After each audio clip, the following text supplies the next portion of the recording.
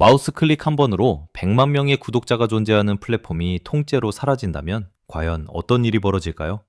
2015년 한 아이돌 밴드의 메인 보컬에서 솔로 독립을 선언했던 아티스트 장한별이 직면한 현실은 단순한 디지털 데이터의 손실 그 이상이었습니다. 당시 100만 명이라는 숫자는 지금의 1000만 명에 육박하는 파급력을 지닌 아티스트의 유일한 생존 기반이자 기획사라는 거대한 울타리를 벗어난 독립예술가가 대중과 소통할 수 있는 유일한 통로였습니다. 하지만 소속사와의 전속계약 분쟁이라는 법적 소용돌이 속에서 이 채널은 단 몇 초 만에 영구 삭제되었습니다. 이는 엔터테인먼트 산업 내에서 아티스트가 구축한 디지털 자산의 소유권은 과연 누구에게 있는가라는 근본적인 질문을 던지게 만듭니다. 대중은 흔히 화려한 무대 위의 조명만을 바라보지만 정작 엔터테인먼트 마켓의 이면에서는 아티스트의 지식재산권과 플랫폼 권력을 둘러싼 보이지 않는 전쟁이 치열하게 전개되고 있습니다. 장한별의 유튜브 채널 삭제는 단순한 개인의 불운이 아니라 K-팝 산업이 디지털 패러다임으로 전환되는 과정에서 발생한 구조적 모순을 가장 적나라하게 드러낸 상징적 지표입니다. 이것은 단순히 한 음악인의 좌절과 부활에 대한 서사가 아닙니다. 자본과 플랫폼을 독점한 거대 기획사 시스템에 맞서 아티스트 본연의 지식재산권과 글로벌 자생력만으로 스스로의 브랜드를 재구축해낸 K-팝 산업의 구조적 패러다임 전환에 대한 기록입니다.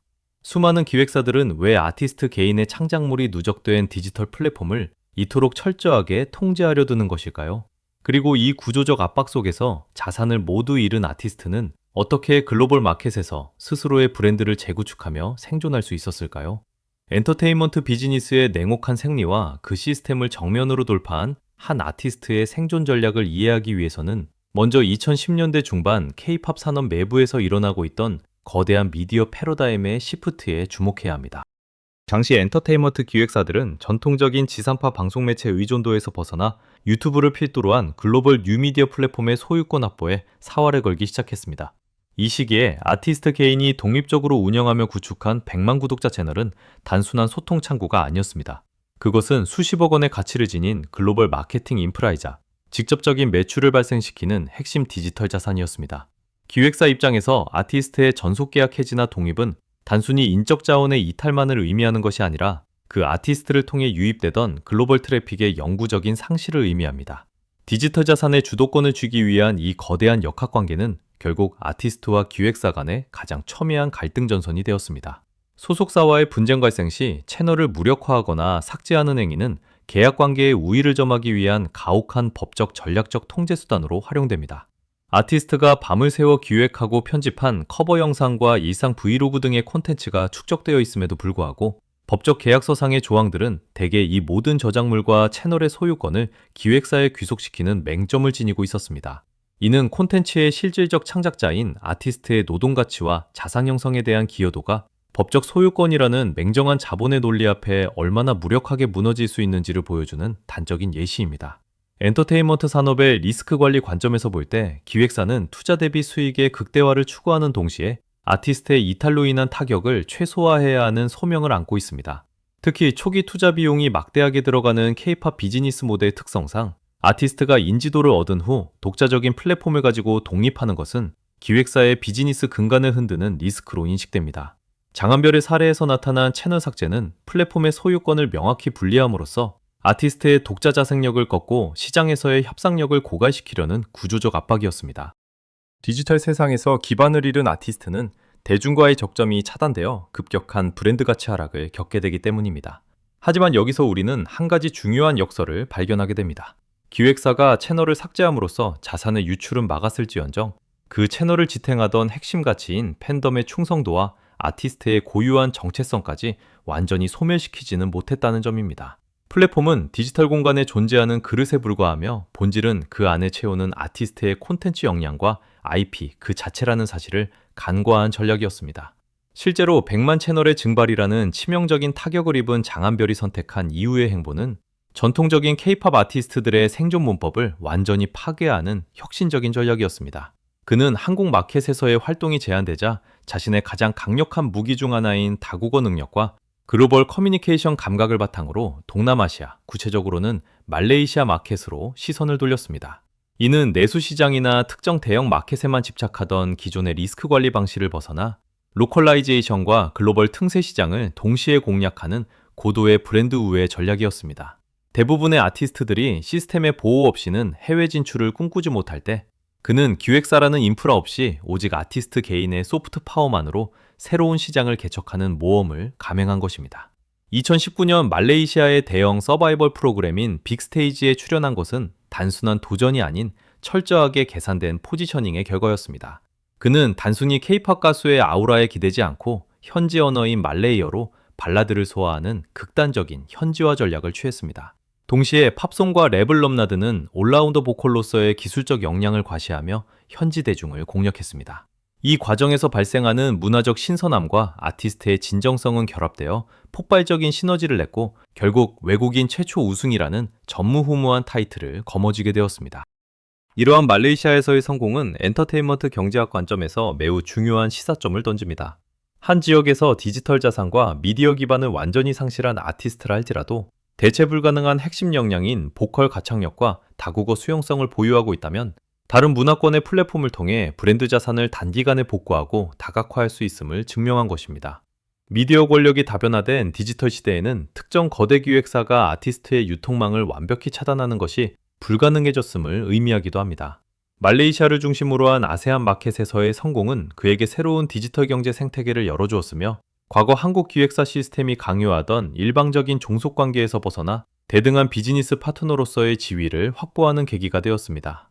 플랫폼의 상실을 글로벌 마켓 다변화라는 기회로 치환해낸 이 전략은 리스크가 가득한 현대 엔터테인먼트 산업에서 개별 아티스트가 취할 수 있는 가장 진화된 형태의 생존 모델이라고 볼 수 있습니다. 거대 자본이 짜놓은 판을 흔들고 아티스트 스스로가 1인 기업이자 독자적인 IP로서 존재할 수 있는 가능성을 현실로 보여준 셈입니다.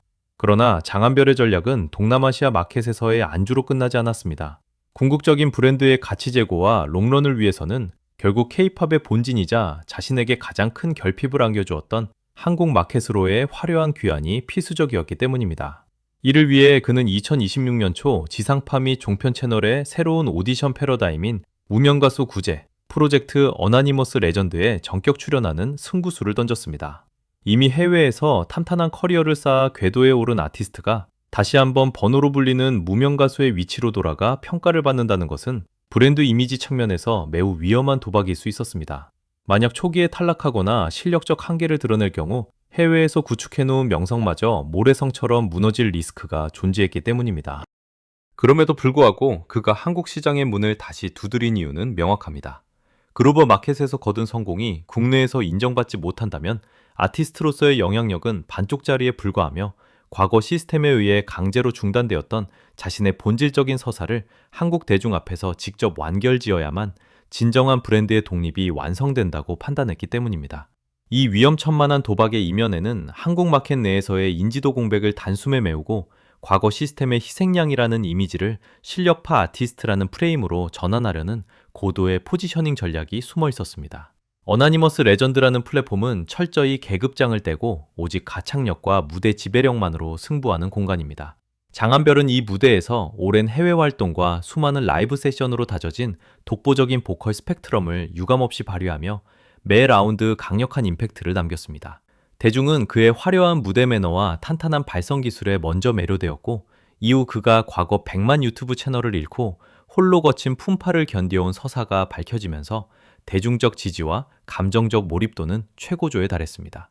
기술적 역량이 선행되고 그 뒤를 이어 서사가 결합할 때 아티스트의 브랜드 가치가 어떻게 폭발하는지를 보여주는 전형적인 매스미디어 활용 기법입니다. 결국 파이널 라운드까지 진출하며 거둔 성과는 단순한 순위의 가치를 넘어 과거 불합리한 시스템이 내렸던 사형 선고가 아티스트의 본질적인 재능과 생명력까지는 결코 앗아갈 수 없었음을 증명한 통쾌한 선언이었습니다. 장한별이 걸어온 이 독특한 궤적은 향후 K-팝 산업과 후배 아티스트들에게 기념비적인 이정표이자 거대한 패러다임의 전환을 요구하고 있습니다. 과거의 엔터테인먼트 시장은 기획사가 거대한 자본과 미디어 권력을 독점하고 아티스트의 생사 여탈권을 쥐고 흔들던 일방향적 구조였습니다. 플랫폼을 폐쇄하거나 트래픽을 차단하면 아티스트는 시장에서 매장당하는 것이 자연스러운 순리처럼 여겨졌습니다.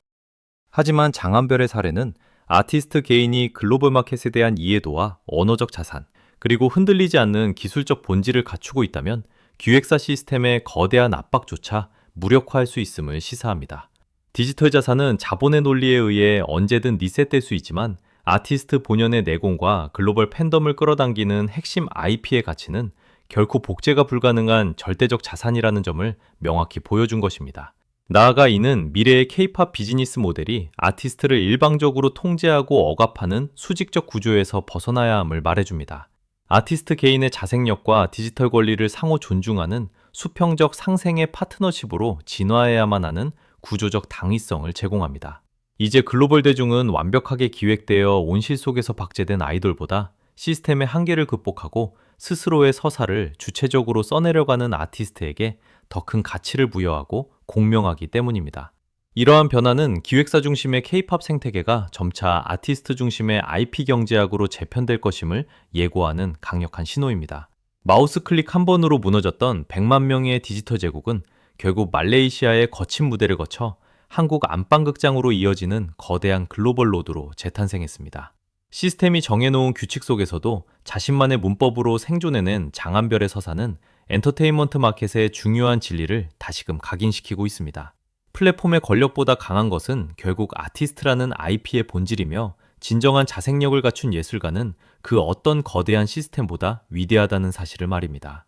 우리는 지금 한 아티스트의 부활을 넘어 자본과 플랫폼의 귀속을 거부한 독립적 IP가 글로벌 시장을 어떻게 재정의하는지 목격하고 있습니다.